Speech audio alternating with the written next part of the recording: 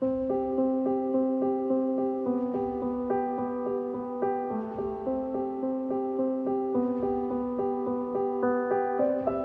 you look at her art, it brings everyone back to their youth. It's warm and homey, and it's fantasy. The way they're presented, the detail, they're larger than life. The whole idea of magic is what Zena's all about. Just the magical creatures and the bugs, and everybody talks. And her illustrations are just as animated. That's her, that's who she is. She's all about nature, and she's all about, you know, what we have in a God-given earth.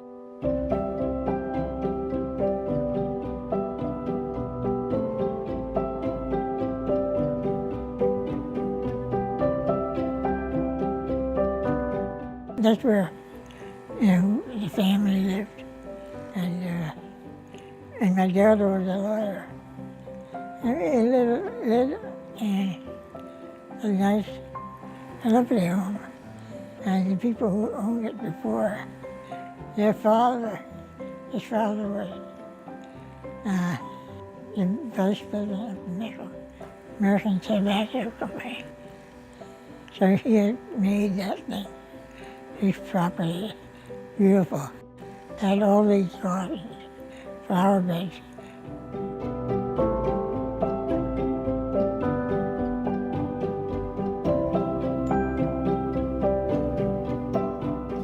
I had not heard of Zena Bernstein.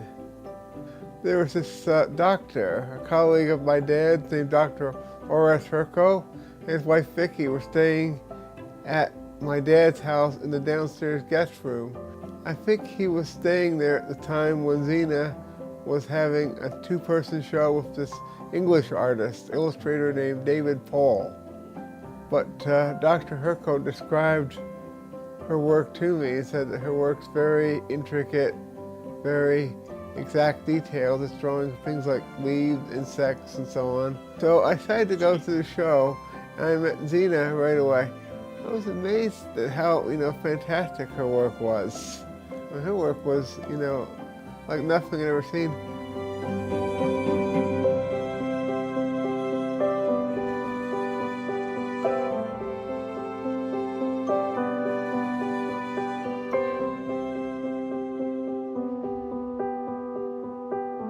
Zena's work won huge awards in the States and turned into a movie.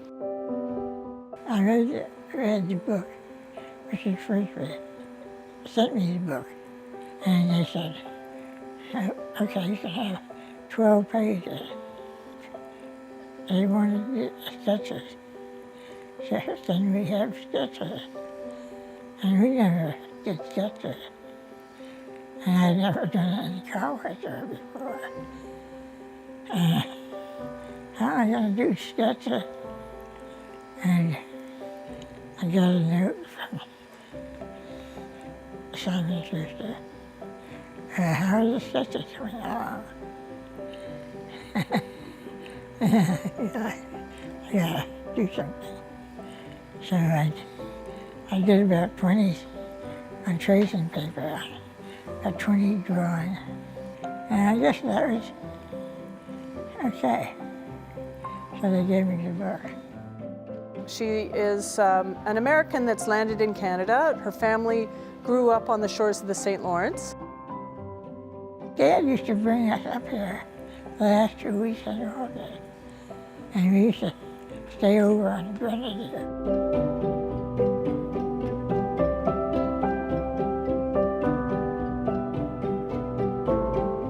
Zena has a studio in her house, but she also has a studio on the island. And in the summertime, spring, summer, early fall, she works in that studio. And for years and years,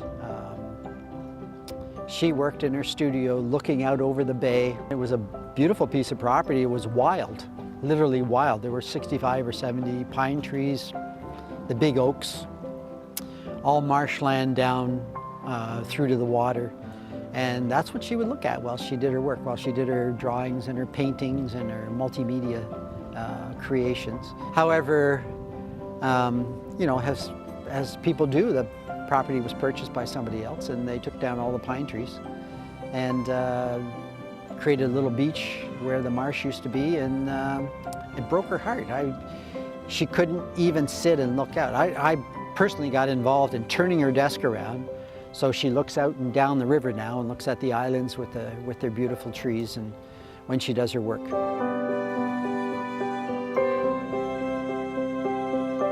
The book that she's doing is about preserving our shorelines. She's lost use of her hands now, and her husband is helping her in just doing the nice light washes in some of her work.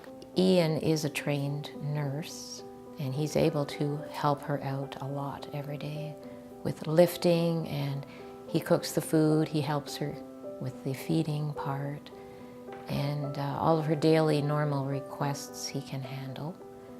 And in return, Ian is an artist also, with a lot of ability, and she can coach and guide him and instruct him. She dictated the book to him when she could still read off out of her little black handwritten volume. And he just typed as he went, and managed to do that over the course of a summer, which was quite amazing, actually. It's the heart and soul of Zena. She's all about her art and the environment, and the Alder Wild Wood is all about the characters, her fantasy characters, and herself and Ian, who live in Horse Thief Bay.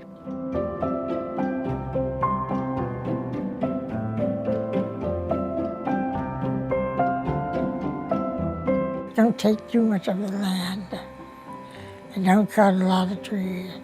Save it, be careful. It's just too easy to love her work. You can't not love her work. It's about those stories, they're real people, they're real things, and we need to express that. So she does a lovely job telling those stories. It's that kind of thing that I appreciate with Zena. She's an incredibly bright, intelligent, passionate human being, and I'm blessed to have met her. People keep asking me, "Oh, do you see these birds?" And I said, "No, I don't see them." And just because I become them.